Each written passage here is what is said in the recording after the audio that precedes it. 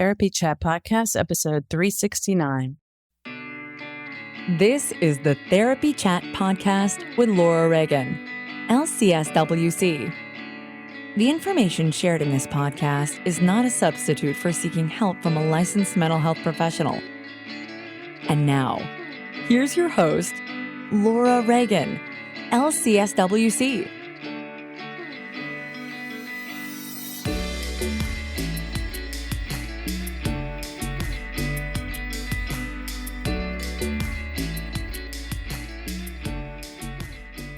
This week's episode is sponsored by Therapy Notes, the #1 rated electronic health record system available today. With live telephone support 7 days a week, it's clear why Therapy Notes is rated 4.9 out of 5 stars on Trustpilot and has a 5-star rating on Google. Therapy Notes makes billing, scheduling, note-taking, and telehealth incredibly easy. And now, for all you prescribers out there, Therapy Notes is proudly introducing ePrescribe. Use coupon code CHAT or click the link in the show notes to get 2 free months at therapynotes.com. Hi, welcome back to Therapy Chat. I'm your host, Laura Reagan, and this week I'm bringing you a conversation with someone who lives in my local area that I wanted to interview for a long time and finally did, and now we've had to wait quite a while for me to release this episode. Unfortunately, I have been very eager to share it with you, and now here it finally is. Today, you're going to hear me talking with Alicia Barmon, LCPC, who is a Baltimore area yoga therapist and psychotherapist. Alicia is a somatic experiencing practitioner who combines somatic experiencing with breathwork to build a bridge between the subconscious and conscious mind, the implicit and the explicit, allowing trauma energy to emerge and be supported, held, and felt in a new way in relationship with the loving witness. Her work emerges from the intersection of science and spirituality as she weaves modern science with ancient practices to create 30-minute daily practices that draw from quantum physics, Vedic philosophy, Chinese medicine, Buddhism, and her deep reverence for trees and fungi. Alicia offers a breathwork class that has been running daily for 2 years. She also teaches the therapeutic applications of the breath to practitioners, and she provides somatic-based therapy and individualized breathwork sessions to harness the breath for personal and collective liberation. She has a breathwork handbook that will be released later this year, so stay tuned for that. And you can see Alicia's website in the show notes. And I really wanted to talk to her because I know a lot of people have been talking about how beneficial breathwork can be. Some people talk about having transcendent experiences using breath work. And I really wasn't sure kind of what that meant. Like, are we talking about the same kind of breathing techniques that we learn in yoga or meditation practices in some disciplines? Are we talking about like mindful breathing or what? And Alicia explains. And she goes into what breathwork is, gives some examples of some types of breathing, and how trauma can cause chronic hyperventilating breath patterns and why this is a problem, and how, in general, here in the West, we tend to overbreathe, which I had never even known about before. And she explained why that's a problem and what can be done about it, and how breath hunger can represent younger parts of ourselves with unmet needs. Oh yeah, we got into it, and I really thought it was a fascinating discussion. So I'm sure that you will find a lot of interesting information in this conversation with my colleague and friend, Alicia Barmon. Let's dive in. Before we get into my conversation with Alicia, though, I just wanted to let everybody know who's listening that if you're a therapist, the Trauma Therapist Network waiting list is now open, and registration is going to be opening up in March, but only people on the waiting list are going to get a special offer. And 2 weeks before registration opens for everyone else, people who are on the waiting list will get that special offer that will be a savings and early access. So the earlier you get into Trauma Therapist Network, the earlier you can get started attending our meetings, learning with us, enjoying all of the interesting things we're doing. We've got a new book club that's going to be starting that I'm going to give the details to soon. So if you're a therapist who works with trauma survivors, and you are, whether you know it or not, if you're a therapist, you're working with trauma survivors. So if you don't have training in trauma, time to get some. And then come join us in Trauma Therapist Network. And if you are trained in trauma or you use a trauma-focused lens in your work, then come join us in Trauma Therapist Network. We would love to have you. The conversations we have are really their next level. To join the waiting list, go to the link in the show notes, which is www.go.traumatherapistnetwork.com/join. Can't wait to see you in our meetings. And as always, thank you for listening to Therapy Chat. This week's episode is sponsored by Kelly Miranda of Zini-Me. Hi, welcome back to Therapy Chat. I'm your host, Laura Reagan, and today I'm so pleased to be speaking with Alicia Barmon. Alicia, thank you so much for being my guest on Therapy Chat today. Thank you for having me, Laura. It's my pleasure, and I have been wanting to talk with you and learn more about you, and you are in my local area, and the way you practice seems so interesting to me. So I know our listeners are going to really love hearing more about it. But let's start off with you just telling our audience a little more about who you are and what you do, please. Sure. Yeah, I have a private practice in Frederick, Maryland. I'm also work virtually as a licensed clinical professional counselor with somatic orientations, body inclusive. I'm a somatic experiencing practitioner as well and yoga therapist. And I guide a daily breathwork practice and offer a breathwork apprenticeship for folks that are wanting to learn how to apply the breath therapeutically. Okay, so let's just start right there. When you say you lead a daily breathwork practice, what does that mean? Well, every day on Zoom, 7:30 a.m. for half an hour Eastern Standard Time, we gather Sangha people and I guide us through a practice. There's something really potent about gathering in community to breathe. No, even though we're not physically together, we are together through the metaverse, through the ether, and practicing the same breaths together, creating a field. Being a pranic field has power and potential. And daily practice is critical for breath work, for harnessing the power of the breath, because it's a relationship. It's a relationship to energy in ourselves and controlling, and I don't really like the word controlling actually. It's a relationship with this energy that we learn how to harness, channel, and express so that we can shift our nervous system. We can shift our nervous system in 90 seconds with the breath.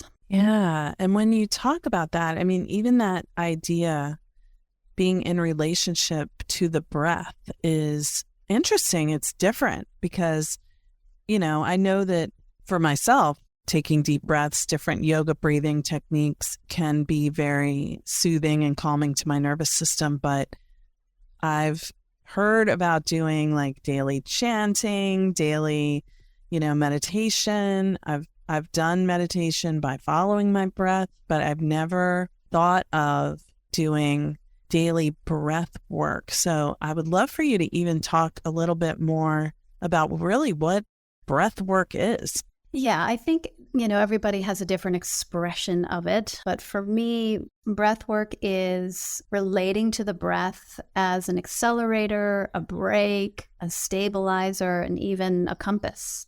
So we can bring the system up, we can stabilize it, we can bring it down through different kinds of breaths. And so that's the practice in the morning, is to take us through an arc of energy. We start out gentle movement and just kind of connecting to the breath that's here. We bring in a coffee breath that energizes the system and brings the system up. And then we drop into a whiskey breath or a water breath. Water breaths are stabilizing, balancing breaths, and whiskey breaths bring the nervous system down.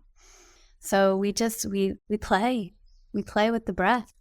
We breathe 22,000 times a day, and a half an hour of breathing in relationship to each breath is only 300 breaths. But it is profound to just even have that experience with our own breath, 300 conscious breaths where we are choosing how we're moving that energy, that prana, that life force, that chi through our system. It's powerful.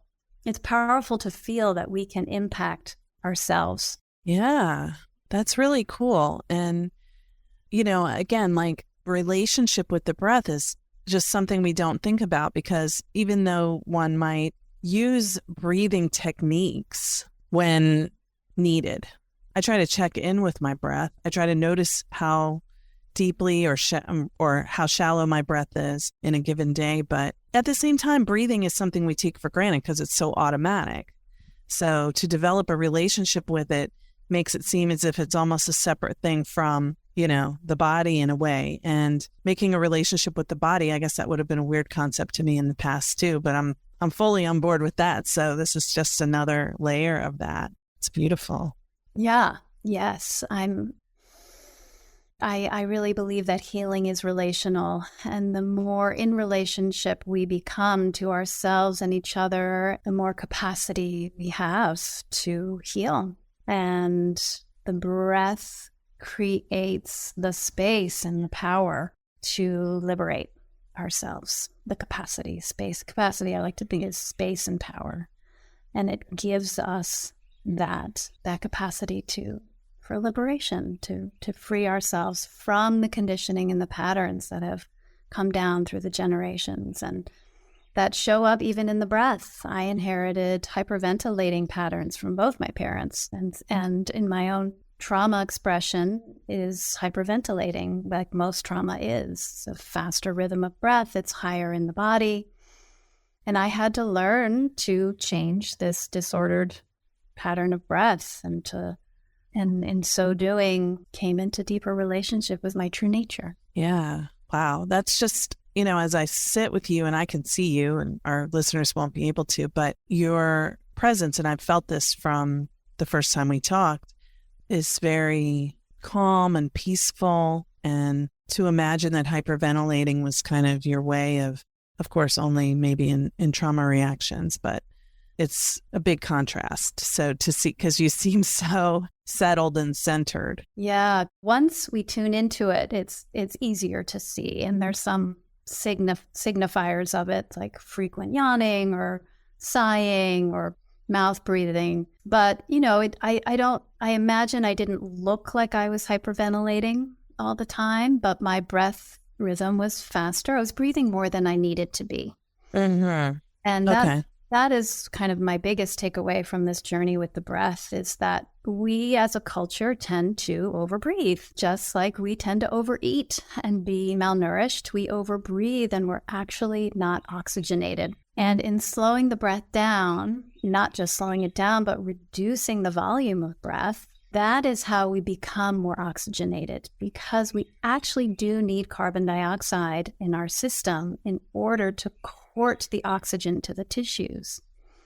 Without carbon dioxide, we are not oxygenated. It's the prime mover of oxygen. So I just didn't know that. For me, I thought that it was about getting as much oxygen as I could get into my body. But ironically, that just perpetuated the hyperventilating patterns I had.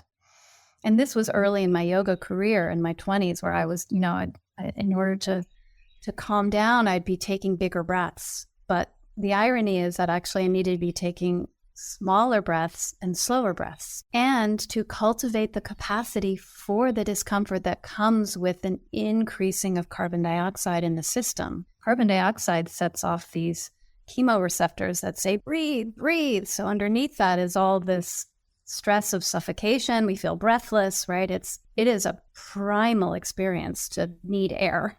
Yeah. Get any more primal. So through this practice, I've had a reckoning with the parts of me that are starving, the younger parts that are hungry for love, the younger parts that didn't get, and the literal physiological experience of being breathless, and cultivating gently, so exquisitely gently, because we are meeting parts of ourselves that are young and desperate, to grow my capacity for breath hunger, for carbon dioxide, so that I can actually slow down. We can't slow down if we have an aversion to that discomfort, if we immediately, the signal comes in, breathe, and we launch into these hyperventilating patterns. So it's really interesting, the chemistry of breathing. My mind has sort of been blown open by it. And I had to unlearn all this stuff I learned in Westernized yoga. Wow. Oh no, I'm starting to think, oh no. Maybe I got it all wrong. I know. Well, that's where I really had to have a reckoning and just, wow, I've got some deep unlearning to do to really slow my breath down. So interesting. I mean, you've got my mind really firing with a lot of ideas, but one of the things I'm thinking about is, I'm thinking about shallow breathing. And I don't know if that's what hyperventilation breathing is, but where, the person just never really gets they don't get below their diaphragm with the breath, and how anxious and panicky that can make us feel. Is that the same? Yeah. So shallow breathing is inherently hyperventilating. When most of us spend our days sitting down in front of a computer, and we tend to breathe higher up in the chest. There's research showing that the minute we put our fingers on the keyboard, we move into hyperventilating patterns. We breathe shallow and we breathe up in the upper chest. The upper chest is sympathetically innervated. It's for fight or flight. It's for walking upstairs and working out and tracking the lion that's coming towards us. The lower lungs are parasympathetic. So when we don't have a lot of metabolic output, we want to be breathing low, slow, and gentle in the body. And most of us aren't. Just to interject, when you say when we don't have a lot of metabolic output, meaning if we're not doing something strenuous? Yes. Yeah. So, right. So our breath wants to match metabolic output. And so we want a responsive dynamic breath, just like we want a responsive dynamic nervous system. But a lot of us get trapped in patterns that are rigid or chaotic, right? That's what trauma is, rigidity or chaos. And so we want a breath that can respond to what's happening around us. And most of the time in this modern day culture, we're sitting and probably like compressing and sitting on our diaphragms, which also will limit its excursion, which will then send us up into the higher chest breathing. So posture has a lot to do with it too. Sitting in a way where our diaphragms can actually be the beautiful, I just saw you sit up. Yeah. The beautiful jellyfishes that they are and expressing themselves in each breath. And then we want the lower, our abdomens are very contracted in this culture too, unless we are more, in more of a collapse habitually, then there tends to be more numbness and the belly spills forward. So we want to find a verticality that's dynamic and in relationship to gravity and yielding to the now, a spine and a diaphragm that yields to the now, so that our breath can similarly be in relationship to our lives. Oh, that makes sense. Like instead of the breath being disconnected from what our body's needing and also what is happening and just operating based on the compression or the posture that we're in, it's responsive to what's happening. Just like that makes sense. Yes.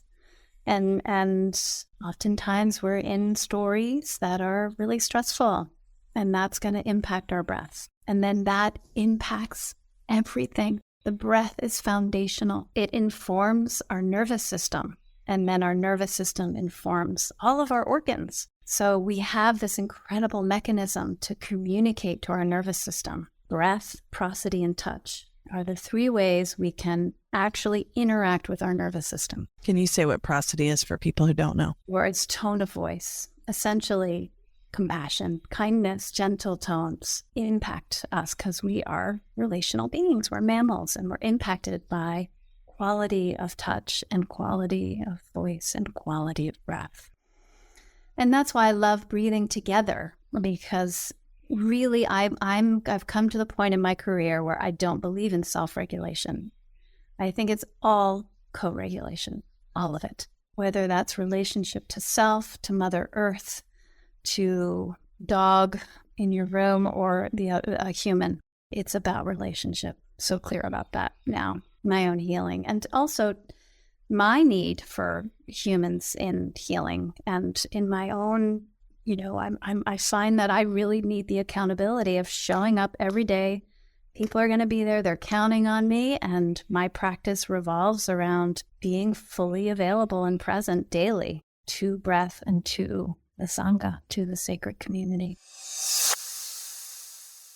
Running a group private practice has been a challenging and rewarding experience, and one thing that has made it so much easier is Therapy Notes. Therapy Notes makes billing, scheduling, note-taking, and telehealth incredibly easy. If you're coming from another EHR, like I did, Therapy Notes makes the transition incredibly easy, importing your demographic data free of charge so you can get going right away. My team has found Therapy Notes very easy to learn. It's intuitive. The customer support is second to none. And that's one of the things that has kept me a Therapy Notes customer for several years now. Anytime I've needed to contact Therapy Notes for help with an issue I couldn't figure out on my own, I've been able to get through to someone and resolve the issue within 15 minutes, 99% of the time. Find out what more than 100,000 mental health professionals already know. Try Therapy Notes for 2 months absolutely free. Just click on the link in the show notes or enter the promo code CHAT at therapynotes.com.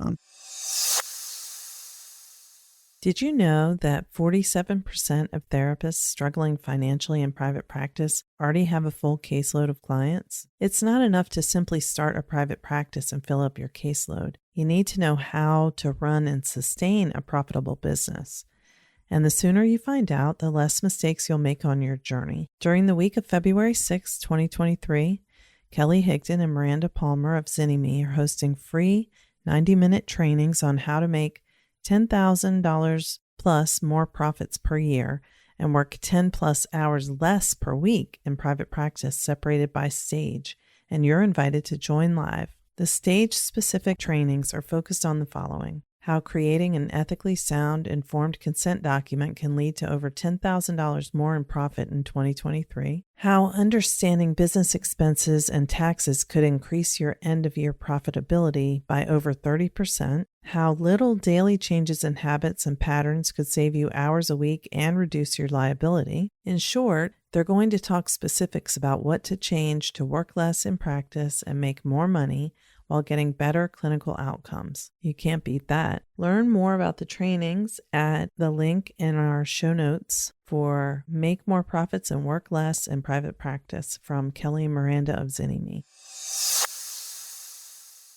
That's very beautiful and inspiring just to hear the way you speak about it. So I'm going to ask a heady question that others might be wondering about too. With this daily morning breath practice, is this a paid offering that you have? It is. It's a paid offering. I have a sliding scale, and I also have a BIPOC reparations rate that I offer and some scholarships as well. So can't afford it, just reach out. I want people just to breathe. Yeah. So, okay, now can you tell us about how do you use breath work? Because I know you're a trauma therapist. So how do you use breath work in your work with clients? Yeah. So I call myself a breath hunter. Mm. Where, in session, it's kind of the primary thing that I'm attuning to, that and body language. And so the breath is communicating all the time. And when we're moving into material that's activating, I'm particularly attuned, and I invite the client to be aware as well. People can move into breath holding patterns when we're coming into content that's hard. And that doesn't mean it's bad. Breath holding has its place. These are management strategies, and I'm not here to tell people to not do it. I'm here just bring awareness so that we can use these strategies as portal into the material. So yeah, when I say I'm a breath hunter, I'm particularly interested when we've done an arc of work moving through some energy that's hard, for that recalibrating breath that comes in after people do discharge energy. There's this great video, you can Google it on YouTube. It's polar bear not getting traumatized, and there's some scientists that are in a helicopter and they're shooting a dart gun into the polar bear to, tag him and care for him. But he doesn't know that. he sees this big monster in the sky. And so he's running and they dart him and he passes out and they come down and do their stuff. And then he starts to come out of the anesthesia and he's doing all the trembling that got thwarted when he went into shutdown. And he's moved, like he's basically running, lying down as he's discharging all that fear that didn't get to discharge. And then you see this gorgeous recalibrating full body breath come through. This massive breath. And that's when you know the nervous system is resetting. And so I'm just looking for those moments and orienting around them so that the client can feel the reset, feel the recalibration and the settling that comes with that. And then we stay there. We experience the freedom of the breath, the new breath that has emerged from the releasing of the energy that they got to move through. That's awesome. And you know, one of the things that I wanted to ask you about is something that past clients have sort of taught me, that people can have almost like psychedelic experiences with breath. And I know there are many, many different ways to get to healing, but I've seen some people who really started doing breath work and it really shifted the way that they were doing that on their own, but it shifted the way their therapy was going and their healing journey. And they were like, you know what? I'm good. I'm going to keep working with the breath work, but I think I'm good. And, you know, that's, again, not something that we in the mental health field typically think of as an intervention, but it seems that people can have some powerful effects from that work. 100%. Just dropping your rhythm and rate of breath from 10 to 12 breaths a minute, which is what typically is average, to 5 to 6 a minute, can drop you into a different dimension. It's fascinating because many mantras and prayers are the rhythm of 5 to 6 counts. And when we take that into our physiology, we become the prayer. We become the peace. It's profound just by slowing down the breath. I get emotional just thinking about how simple it is to drop into a different dimension through the breath. And you can do it instantly. Wow. Now, for folks who have a lot of hyperventilating patterns, 5 counts, 5 breaths a minute could be stressful for them. So it can take time to build into that place. And it's super important to go very, very slowly because there's material. There's material that put us into these hyperventilating patterns.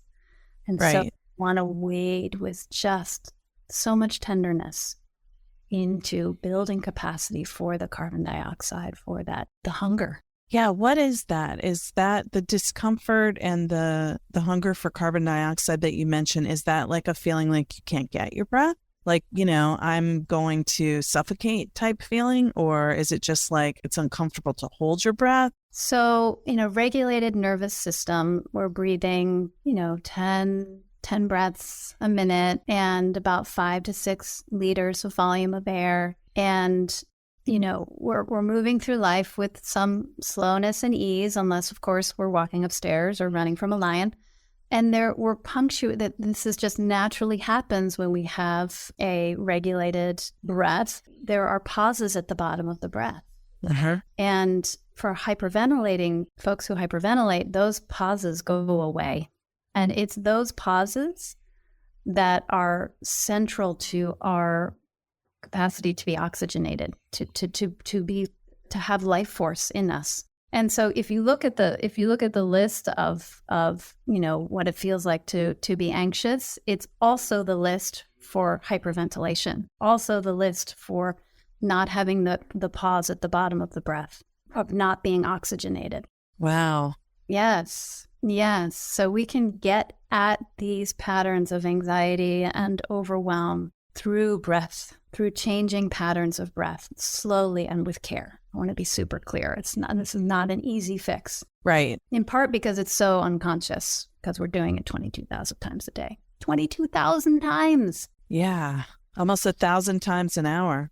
Right. Hadn't thought of it that way. And I'd like to talk about, you said there's a lot of material. So in my mind, the assumption that I have about what we're talking about is that we hold our breath, we breathe shallowly or hyperventilate, and we naturally use our breath to regulate our bodies unconsciously as a way to hold back, I guess you could say, manifestations of our trauma responses in the body. So, if the body's activated, the nervous system's activated, breath keeps us from feeling that activation as much, so we can keep going or we can run away or whatever needs to happen, right? So I wonder if you could talk about that a little bit, like what can happen for people, not as a cautionary tale, but just sort of like an understanding of the whole picture of if we're finding a different way to breathe, then it means we aren't going to be holding back those things that are trying to come to our awareness. Yes, exactly. So, oh my gosh. So the patterns, the samskaras, as they're called in yogic philosophy, the conditioning, the neural pathways are mental. They're also physical. They're also energetic and emotional. And through the breath, we begin to unravel these knots, these grantis, they're called. And as we do that, our stuff starts to come up. We disorganize to reorganize. Want to ensure that we have support so that we have then the capacity to begin to work through the threads that start to unbind from these knots slowly over time. And, that's the breath work I teach is trauma-informed. And so we don't take people places their systems can't go. And you'll know that because they'll have contraindications. They might have a myriad of physical contraindications that say they shouldn't do any energizing breaths. Okay.